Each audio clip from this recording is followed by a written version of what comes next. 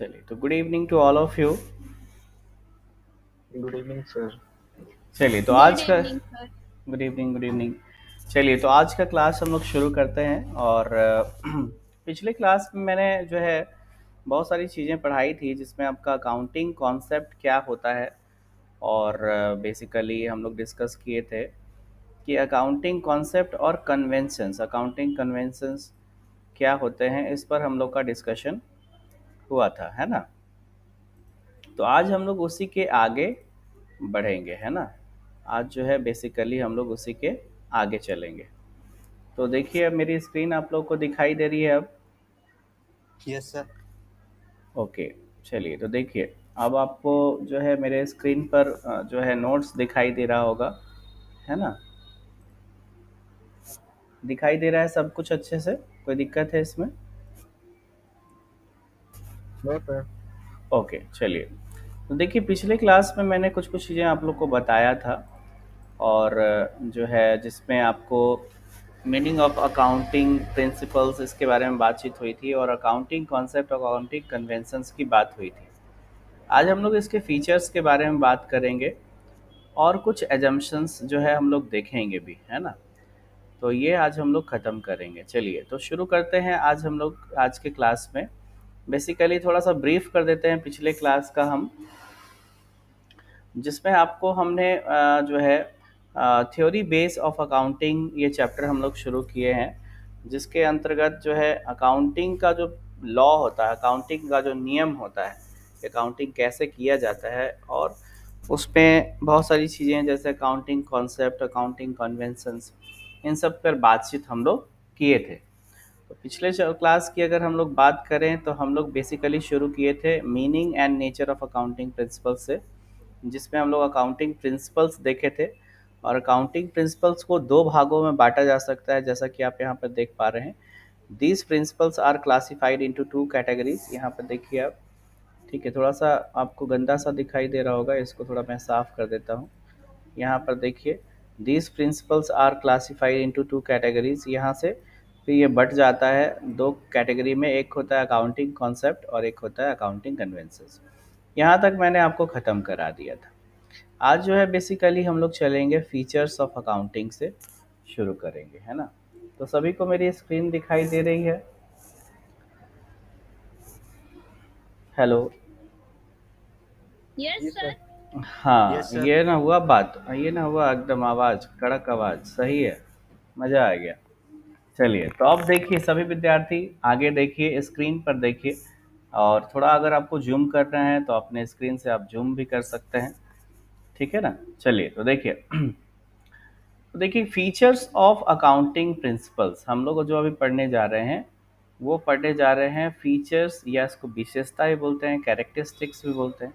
Characteristics of accounting principles, accounting principles के क्या characteristics होते हैं, फीचर्स होते हैं, क्या विशेषता होती है। सबसे पहला बोलता है accounting principles are man made, ठीक है। अकाउंटिंग प्रिंसिपल्स जो होते हैं वो मैन मेड होते हैं, मतलब कि हम लोग खुद अपने रूल्स बनाते हैं, ठीक है। बोलता है accounting principles are man made, therefore they are the best possible suggestion based on practices experiences. These they are recommended for use of all enterprises to ensure informally, uniformly and understandability। इसका मतलब क्या होता है?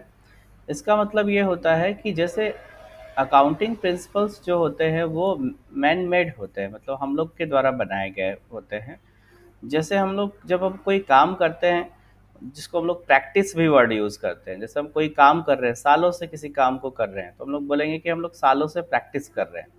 जैसे doctor, अगर आप सुने होंगे कि डॉक्टर क्या करते हैं, प्रैक्टिस करते हैं। जैसे आप पेशेंट को देखते हैं ना, तो उसको हम लोग क्या कहते हैं, प्रैक्टिस कर रहे हैं। तो जब हम कोई चीज़ को प्रैक्टिस करते हैं, जो कोई भी चीज़ को करते रहते हैं, तो उससे बहुत सारी चीज़ें जो है सामने आती हैं और वो लगता है कि हाँ उसको करना चाहिए हम लोग को, जिससे हम लोग को अकाउंटिंग में सहायता भी मिलती है और वो जो है आपको बेस्ट भी होता है उस काम के लिए। तो उसको हम लोग फॉलो अप करना शुरू कर देते हैं। तो ये चीज़ हुआ, इसका मतलब हुआ कि accounting principles are man made है, ये हम लोग खुद से इसको बनाते हैं। दूसरा accounting principle are flexible. Flexible का मतलब आप लोग सुने हैं ना, फ्लेक्सिबल मतलब क्या होता है, कौन बताएगा? सर इसको कहीं पर भी कैसे भी मोड़ सकते हैं। और कोई बताइए फ्लेक्सिबल मतलब क्या होता है?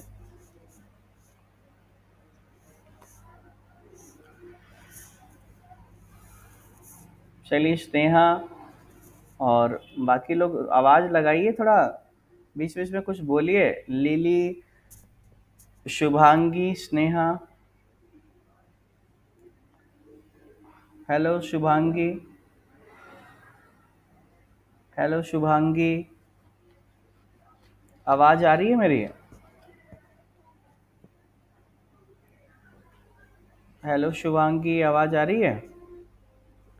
शंकर राज,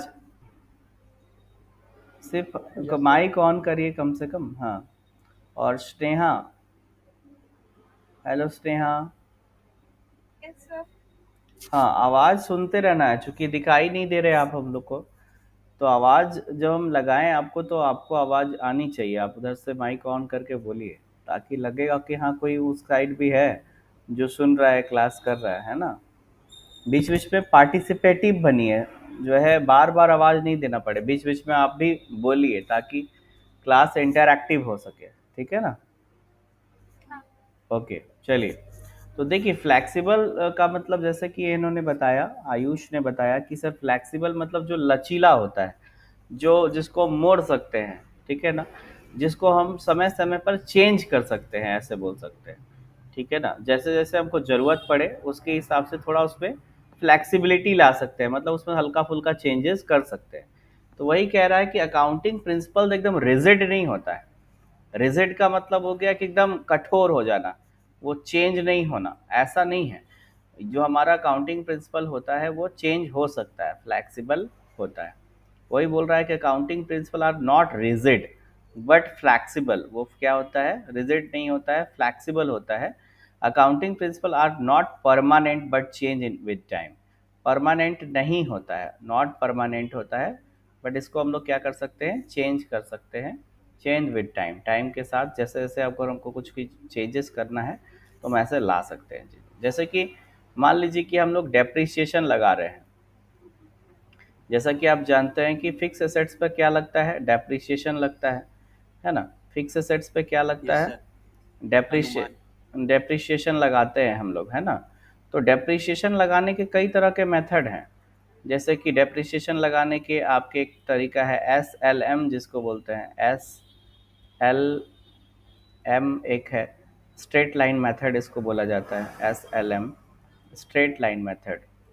एक होता है WDV, return down value method. ठीक है ना, WDV, WDV, return down value method. ठीक है। तो इस तरह से अगर मान लीजिए SLM काम नहीं कर रहा है, SLM वर्क नहीं कर रहा है, हमको लग रहा है कि SLM से नहीं करना चाहिए, तो हम क्या कर सकें इसको, अब चेंज करके हम पॉलिसी चेंज करके हम क्या चीज़, कौन से मेथड लगाएंगे, WDV, return down value method लगाना, यूज़ करना शुरू कर सकते हैं। तो इसमें हम चेंजेस ला सकते हैं। ऐसा नहीं है कि रिजिड होता है, कोई एक चीज़ एक बार ऐसा कर दिए तो वैसा ही होगा, वैसा कोई ज़रूरी नहीं है। इसमें चेंजेस ला सकते हैं, जिसको हम लोग बोलते हैं अकाउंटिंग प्रिंसिपल आर फ्लैक्सिबल। फिर बोलता है accounting principle are generally accepted. इसका मतलब क्या होता है कि ये सभी, एक बार फिर से बताएंगे। कौन सा? Sir accounting principle are flexible, sir समझ में नहीं आया कुछ। फ्लैक्सिबल का मतलब होता है लचीला होता है, जिसमें आप चेंज कर सकते हैं। जैसे हमने बोला कि रूल्स रेगुलेशंस, जैसे अकाउंटिंग प्रिंसिपल्स में क्या होता है, जनरल लॉ होता है, जो सामान्य नियम जिसको हिंदी में कहते हैं, जिसकी मदद से आप अकाउंटिंग को करते हैं। तो अकाउंटिंग को जिसकी मदद से कहते हैं वो सब लॉ है, वो सब नियम है। वही नियम हम लोग क्या कहते हैं, उसको अकाउंटिंग प्रिंसिपल्स कहते हैं। तो बोलता है कि उस नियम को चूंकि हमने बनाया है, मैन मेड है, तो उसके हिसाब से थोड़ा मोड़ा हम चेंजेस उसमें ला सकते हैं। ठीक है ना, उसके बेटरमेंट के लिए। लेकिन चेंजेस जो लाएंगे वो क्या चीज़ के लिए लाना पड़ता, लाने के लिए चेंजेस लाएंगे, बट वो किस चीज़ के लिए, तो बेटरमेंट के लिए। अगर हम वो चीज़ और बेहतर होगा उसको चेंज करेंगे तो वैसा चेंजेस आप ला सकते हैं, उसमें कोई प्रॉब्लम नहीं है। वही चीज़ यहाँ पे लिखता है कि accounting principle are not rigid rigid नहीं होता है बट फ्लैक्सिबल होता है, चेंज ला सकते हैं उसमें, ठीक है। और जो है आपका, ठीक है, फ्लैक्सिबल होता है जिसमें आप चेंजेस क्या कर सकते हैं, ला सकते हैं। और बोलता है कि चेंजेस आप ला सकते हैं, ठीक है ना। और बोलता है कि accounting principle are not permanent but change with time, time के साथ साथ आप क्या कर सकते हैं, चेंज कर सकते हैं, ये परमानेंट नहीं होता है, ठीक है। तो ये हो गया सेकेंड पॉइंट। कोई दिक्कत है आपको इसमें? बहुत सर। ओके, चलिए उसके बाद आता है तीसरा पॉइंट है accounting principle are generally accepted. Generally accepted का मतलब होता है कि जो सभी लोग एक्सेप्ट करते हैं उसको, मतलब सभी लोग एक्सेप्ट करते हैं, मतलब कि ये सभी जितने अकाउंटेंट हैं सब लोग उसको फॉलो अप करते हैं, ठीक है ना। जैसे कि सभी फर्म में उसको फॉलो किया जाएगा, सभी तरह के बिजनेसेस में जहाँ पर भी अकाउंटिंग हो रहा है वहाँ पर उसको एक्सेप्ट किया जाएगा। एक्सेप्ट मतलब जो सभी जगह मान्य होगा। आप भी जैसे कि एक नोट है, 10 रुपए का नोट है, आपको हम देते हैं तो आप रिसीव कर लेते हैं ना, उससे ज़रा दूसरे को देते हैं तो वो भी क्या कर लेता है, रिसीव कर लेता है, तीसरे को देते हैं तो तीसरा भी रिसीव कर लेता है। तो वो जनरली एक्सेप्टेड है, मतलब सब लोग उसको एक्सेप्ट कर लेगा। तो इसी तरह से जनरली जो अकाउंटिंग प्रिंसिपल्स होते हैं, जो नियम होते हैं अकाउंट के, वो सब लोग एक्सेप्ट करता है उसको, जनरली एक्सेप्टेड होता है वो, मतलब सभी लोग उसको एक्सेप्ट करते हैं।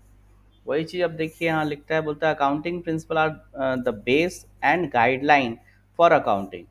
अकाउंटिंग प्रिंसिपल क्या होता है, बेस होता है, आधार होता है, और गाइडलाइन प्रोवाइड करता है for accounting, are generally accepted, जो सभी लोग एक्सेप्ट करते हैं। General acceptance of accounting principle are usually depend on how it meets 3 criteria. बोलता है कि जनरली एक्सेप्टेंस जो प्रिंसिपल्स होते हैं वो 3 क्राइटेरिया को मीट करते हैं, मतलब 3 क्राइटेरिया को उसमें मतलब 3 क्राइटेरिया उसमें होता है। एक हो गया रेलेवेंस, दूसरा हो गया ऑब्जेक्टिव, और तीसरा हो गया फिजिबिलिटी, फिजिबल, ठीक है। ये 3 जो है आपका चीज होता है, 3 क्राइटेरिया होना चाहिए। रेलेवेंस का मतलब क्या है, बोलता है accounting principle are relevant if they are result in information that useful to the users of accounting information। बोलता है कि जितने भी अकाउंटिंग प्रिंसिपल होते हैं जो जनरली एक्सेप्टेड होते हैं वो रेलेवेंट होने चाहिए, मतलब कि जो रेलेवेंट हो, सबके काम के लिए हो। जो जब जब सबके काम के लिए रहेगा ही नहीं तो उसको क्यों कोई एक्सेप्ट करेगा। तो वही बोल रहा है कि रेलेवेंस होता है उसका, तो वो जनरली सब लोग एक्सेप्ट करते हैं। दूसरा है ऑब्जेक्टिव। बोलता है accounting principles are objective if they are not influenced by the personal base of the person preparing the accounting information. बोलता है कि ये आपके ऑब्जेक्टिव को जो है क्या करता है, जो है मतलब मीट करता है, आपके ऑब्जेक्टिव को जो है फुलफिल करता है। और फिजिबल मतलब क्या होता है, बोलता है accounting principle are feasible if they can applied without undue complexity and cost.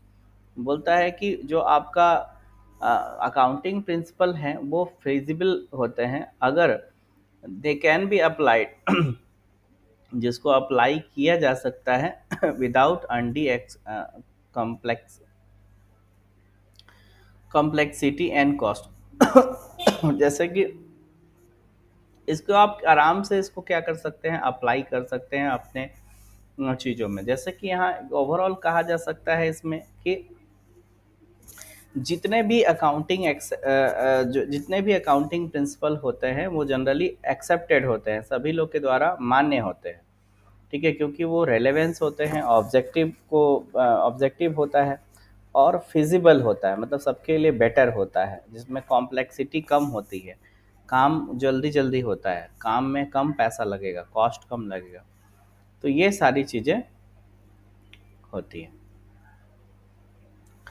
अब आता है नेसेसिटी ऑफ अकाउंटिंग प्रिंसिपल, क्यों हम लोग अकाउंटिंग प्रिंसिपल को फॉलो अप करते हैं। इसको आपको होमवर्क है, ठीक है, इसको आप पढ़िएगा, ये आपका होमवर्क है, इसको पढ़िएगा, समझ में आ जाएगा। आइए हम लोग यहाँ से शुरू करते हैं, ठीक है ना। फंडामेंटल अकाउंटिंग एजम्पशंस और कॉन्सेप्ट। देखिए यहाँ पे जो हम लोग पढ़े थे दो चीज को देखिए, देखे थे हम लोग। देखिए, अकाउंटिंग प्रिंसिपल्स को हम लोग जो है ना दो भागों में बांटे थे, याद होगा हम लोग पढ़े थे पिछले क्लास में अकाउंटिंग प्रिंसिपल्स। इसको दो भाग में बांटा जाता है, अकाउंटिंग कॉन्सेप्ट और अकाउंटिंग कन्वेंशंस। अब जो हम लोग पढ़ने जा रहे हैं वो देखिए यहाँ पे। अब पढ़ने जा रहे हैं कि फंडामेंटल अकाउंटिंग एजम्पशंस और कॉन्सेप्ट क्या होता है, जो हम लोग ऊपर में सीखे थे। अकाउंटिंग एजम्पशंस और कॉन्सेप्ट ये क्या होता है बेसिकली, वो जानने जा रहे हैं। फंडामेंटल का मतलब क्या होता है? फंडामेंटल का मतलब होता है कि जो है, जो बेसिक अजम्पशन है, मतलब बेसिक एजम्पशंस का मतलब क्या होता है?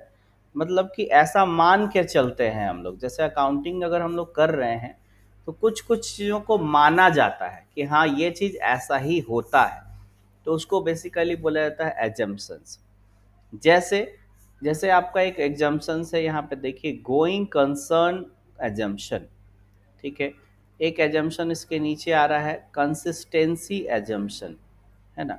उसी के नीचे एक आएगा आपका कन्वर्टिज्म, है ना। उस तरह से आगे जो है बहुत सारे एजम्पशंस और कॉन्सेप्ट होते हैं जिसको बेसिकली आपको जानना जरूरी होता है। आज हम लोग दो के बारे में बात करेंगे। आइए देखिए, सबसे पहले हम लोग चलते हैं गोइंग कंसर्न कॉन्सेप्ट, है ना, या फिर इसको बोला जाएगा गोइंग कंसर्न एजम्पशन। ठीक है, हम लोग क्या बोल सकते हैं इसको, गोइंग कंसर्न एजम्पशन या गोइंग कंसर्न कॉन्सेप्ट भी कह सकते हैं। अब ये बात आता है कि सर गोइंग कंसर्न क्या कहलाता है, ये गोइंग कंसर्न कॉन्सेप्ट या गोइंग कंसर्न एजम्पशन क्या कहता है? तो बोलता है कि business will continue for a foreseeable future at the same level of operation. इसका मतलब क्या होता है सर? इसका मतलब होता है कि बिजनेस जो है आपका एक अनडिफाइंड फ्यूचर तक चलता रहेगा, जिसको हम नहीं जानते कि कब तक चलेगा, बट एक फॉरसेबल पीरियड तक बिजनेस चलता रहेगा, ये मान के हम अकाउंटिंग करते हैं। ये कॉन्सेप्ट बताता है कि आपको ये मान करके बिजनेस नहीं जो है का अकाउंटिंग करना है कि भैया कल ही हम लोग का बिजनेस बंद हो जाएगा। ऐसा सोच के हमको अकाउंटिंग नहीं करना है। तो क्या सोच के अकाउंटिंग करना है, क्या एजम्पशन है?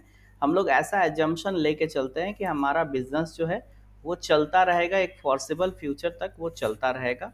ठीक है, हमारा बिजनेस ऑपरेशन जो है सेम लेवल पर चलता रहेगा। ठीक है, ये मान करके हम अकाउंटिंग करते हैं। फिर से समझिए, गोइंग कंसर्न कॉन्सेप्ट या गोइंग कंसर्न एजम्पशन एक ऐसा एजम्पशन है जो कहता है कि आपका बिजनेस जो है वो कंटिन्यू एक फोर्सेबल पीरियड तक चलता रहेगा। और इस बात को हम मान करके, क्योंकि एजम्पशन है, एजम्पशन का मतलब होता है मानना, तो ये मान करके हम अकाउंटिंग करते हैं और हमारा बिजनेस सेम लेवल पर चलता रहेगा, ऐसा हम लोग मान करके चलते हैं, मतलब अकाउंटिंग करते हैं। इसी चीज को विस्तार से यहाँ पर बताया है, बोलता है according to this assumption it is assume that business shall continue for the foreseeable period and there is no intention to close the business. ठीक है, यहाँ पर कहता है कि इस एजम्पशंस के अनुसार हम लोग ऐसा मान करके ऐसा एज्यूम करते हैं कि हमारा बिजनेस कंटिन्यू एक फॉरसेबल पीरियड तक चलता रहेगा और there is no intention to close, हमारा यहाँ पर इंटेंशन ये नहीं है कि हम उसको क्लोज करें द बिजनेस और स्केल डाउन इट, और उसको बिजनेस को बढ़ाना है या उसका उसका स्केल डाउन करना है। मतलब होता है कि काम को कम कर देना। जैसे पहले सेकेंड फ्लोर और फर्स्ट फ्लोर दोनों पे काम कर रहे थे, तो अब हम ऊपर वाला फ्लोर पे काम नहीं करेंगे, अब सेकेंड फर्स्ट ही फ्लोर पे काम करेंगे, अपना बिजनेस को कम करेंगे। तो ऐसा जो है हम लोग नहीं करते हैं। ठीक है ना, ऐसा हम लोग नहीं करते। उसके बाद बोलता है scale down and operation significantly, बोलता है कि it is because of this concept that a distinction is made between the capital expenditure, that is expenditure that will give the benefit of for the long period, and revenue expenditure, this one those who benefit the consume will be consumed or exhaust within the accounting period। बोलता है ना कि इसी concept के अनुसार हम लोग ऐसा दिखाते हैं कि कोई कैपिटल एक्सपेंडिचर होता है, कोई जो है ये रेवेन्यू एक्सपेंडिचर होता है। कैपिटल एक्सपेंडिचर का मतलब ऐसा ऐसा एक्सपेंडिचर जो बेसिकली लॉन्ग पीरियड तक आपका काम करेगा, जिसका बेनिफिट हमको लॉन्ग टाइम तक मिलेगा। और रेवेन्यू एक्सपेंडिचर जो एक एक साल के अंदर, 1 ईयर के अंदर आपका क्या हो जाएगा, वो खत्म हो जाएगा। तो बेसिकली इस कॉन्सेप्ट के अनुसार ये कहना चाहता है कि गोइंग कंसर्न एजम्पशन जो है ये बताता है कि आपका बिजनेस जो है ये आपका एज्यूम करता है कि भैया आपका बिजनेस जो है एक फॉरसिबल पीरियड तक चलता रहेगा, और उसका इंटेंशन ये नहीं है कि हम लोग अभी अपना तुरंत बिजनेस को बंद करेंगे या फिर स्केल डाउन करेंगे, उसका बिजनेस का जो जो है जो कैपेसिटी है उसको कम करने जा रहे हैं। ऐसा मान करके हम अकाउंटिंग नहीं करते हैं। हम लोग ऐसा मान करके अकाउंटिंग करते हैं कि हमारा बिजनेस जो है एक फॉरसेबल पीरियड तक क्या रहेगा, चलता रहेगा। ठीक है, तो ये समझ में आया, ये एजम्पशंस आप समझे? हेलो।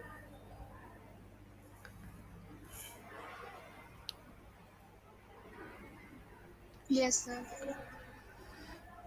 ओके, तो चलिए अब उसके बाद आते हैं हम लोग कंसिस्टेंसी एजम्पशन। कंसिस्टेंसी क्या होता है? देखिए, कंसिस्टेंट से कंसिस्टेंसी वर्ड बना है। कंसिस्टेंट का मतलब क्या होता है कि किसी काम में हम कंसिस्टेंट है, मतलब जो हम पहले कर रहे थे वही काम को अभी भी कर रहे हैं, इसको बोलते हैं कंसिस्टेंट होना। मतलब एक ही चीज़ को हम बार बार करते जा रहे हैं कंसिस्टेंटली। जैसे बोलते हैं ना, विराट कोहली जो है कंसिस्टेंटली वो जो है अपना जो है शतक मार रहे हैं, पिछले 3 मैचों से वो शतक लगा रहे हैं। तो हम लोग बोल सकते हैं कि वो कंसिस्टेंटली जो है 3 मैचेस में उन्होंने शतक लगाया। तो कंसिस्टेंट वर्ड का मतलब होता है जो कंटिन्यूअस की बात आती है, जिसमें हम किसी चीज़ को मतलब लगातार बेसिस पे, रेगुलर बेसिस पे करते हैं। अब ये एजम्पशन यहाँ पर क्या कहता है? जैसे एक वर्ड है कंसिस्टेंसी एजम्पशन। कंसिस्टेंसी एजम्पशन इसका क्या मतलब होता है? तो बोलता है कि अकाउंटिंग प्रैक्टिसेस, यहाँ पे देखिए, आगे देखिए, बोलता है accounting practices and principles once applied shall be applied year after year. मतलब क्या हुआ कि जो अकाउंटिंग प्रैक्टिसेस और प्रिंसिपल्स जो आप अप्लाई कर रहे हैं एक साल, उसको आप ईयर आफ्टर ईयर अप्लाई करेंगे।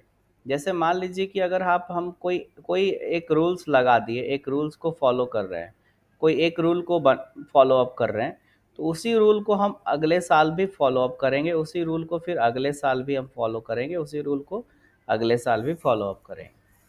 ऐसा कहा जाता है। अगर वो अच्छा है तो, अगर वो अच्छा है, उसमें चेंजेस की कोई आवश्यकता नहीं है, तो ईयर आफ्टर ईयर हम उस रूल्स को आगे बढ़ाते रहेंगे, उसी प्रिंसिपल्स पे काम करेंगे। बस यही कहता है कौन? Consistency assumptions. कंसिस्टेंट का मतलब हो गया कि चीज़ों को कंटिन्यूअस वही चीज़ करना। ठीक है ना? तो यहाँ पर हम लोग क्या चीज़ को कंसिस्टेंट रख रहे हैं? तो यहाँ पर अकाउंटिंग प्रिंसिपल्स एंड प्रैक्टिसेस को कंसिस्टेंट रख रहे हैं। कहता है कि यहाँ पर जितने भी आपके रूल्स एंड रेगुलेशन जो आपने पिछले साल फॉलो अप किए थे, उसी रूल्स को आप यहाँ पर भी अकाउंटिंग में यूज़ कीजिए, अगले साल भी यूज़ कीजिए। आइए देखते हैं नीचे क्या लिखता है। बोलता है according to consistency assumptions accounting practices once selected. मतलब जो अकाउंटिंग प्रैक्टिसेस आप कर रहे हैं उसमें जो चीज़ों को सेलेक्ट किए हैं, एंड अडॉप्टेड जिसको आपने अडॉप्ट किया है, should be applied consistently year after year. मतलब कि जो चीज़ें आपने पहले अप्लाई किया था उसी को आप जो है ईयर आफ्टर ईयर उसको अप्लाई करिए। बोलता है कि the concept help in better understanding of accounting information and make it comparable with that of the previous year. ये दो चीज़ों में हेल्प करता है। बोलता है कि ये जो है अंडरस्टैंडेबल बनाता है, आपके अकाउंटिंग को समझने लायक बनाता है, चीज़ें आराम से समझ में आएगी, क्योंकि हर एक साल आप वही काम कर रहे हैं, तो जो है आपको इजी होगा समझना किसी चीज़ को। और बोलता है makes it comparable with that of the previous year. और बोलता है कि वो इजी होगा कंपेयर करने में, कंपेरेबल होगा, इजीली आप क्या कर सकते हैं, एक दूसरे के साथ कंपेयर उसको कर सकते हैं। तो यही चीज़ होता है क्या चीज़ आपका कंसिस्टेंसी एजम्पशंस।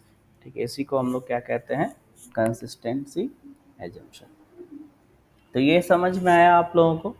दो एजम्पशंस मैंने बताया, एक पहला बताया गोइंग कंसर्न कंसेप्ट या अजम्पशन, और एक बताया आपको कंसिस्टेंसी एजम्पशन। ये है क्या सर, ये क्या पढ़ा रहे हैं, नहीं समझ में आ रहा है। ये है फंडामेंटल अकाउंटिंग एजम्पशन। मतलब ये क्या होता है इसका, कि जो बेसिक हम एज्यूम करके चलते हैं ना, या ले करके चलते हैं, जो हम लोग को फॉलो अप करना होता है। एक अकाउंटिंग आप कर रहे हैं, मान लीजिए कोई भी चीज़ का अकाउंटिंग कर रहे हैं, तो जब आप अकाउंटिंग करते हैं तो चीज़ों को फॉलो अप करना होता है, चीज़ों को आपको करना होता है। जब आप अकाउंटिंग कर रहे हैं तो क्या क्या चीज़ों को एज्यूम करेंगे, क्या क्या चीज़ों को लेंगे, ठीक है, उसी का कॉन्सेप्ट और एजम्पशंस यहाँ पर बताया जा रहा है, जो आप यहाँ पे सीख रहे हैं। पहला था आपका गोइंग कंसर्न एजम्पशन, और दूसरा था आपका कंसिस्टेंसी एजम्पशन, ठीक है। तो एक बार आपको यहाँ पर मैं पढ़ने के लिए मौका दे रहा हूँ, आप एक बार स्क्रीन पर देखिए और इसको पढ़िए, इसके बाद हम पूछेंगे आपसे, इसीलिए आप इसको बढ़िया से पढ़िए, और जो चीज़ नहीं समझ में आया है उसको पूछिए भी। अगर जो चीज़ नहीं समझ में आया है उसको पूछिए, और एक बार पहले आप पढ़िए, पढ़ेंगे तो ज़्यादा क्लियर होगा। हम यहाँ से आपको पढ़ा रहे हैं, आज का यहाँ से शुरू हुआ था आपको पढ़, यहाँ से फीचर्स ऑफ अकाउंटिंग प्रिंसिपल से, तो आप यहाँ से पढ़ना शुरू कीजिए, और पढ़ करके एक बार देखिए कि समझ में आता है कि नहीं, और फिर हम आपसे पूछेंगे।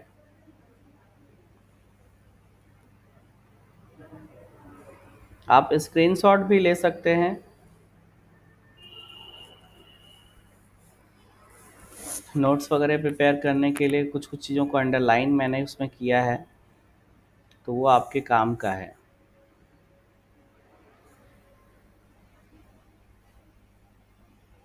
सर देयरफॉर मतलब क्या होता देयरफॉर का मतलब कहाँ पर पढ़ रहे हैं? है? Sir accounting principle are man made and therefore they are the best possible suggestion based on practical experience. Therefore actually एक लाइन को जोड़ने के लिए यूज़ किया गया है। देयरफॉर का अच्छा मतलब वहाँ पर हो जाएगा इसी के वजह से, या इस तरह से का वर्ड आएगा वहाँ पर। मतलब कि ओके जैसे ये मैन मेड होता है इसलिए, या फिर इस टाइप का वर्ड वहाँ पर आएगा, इसलिए they are the best possible, इसलिए हम लोग कह सकते हैं कि ये जो है बेस्ट पॉसिबल सजेशन, या फिर ये ऐसा कहा जा सकता है वहाँ पे।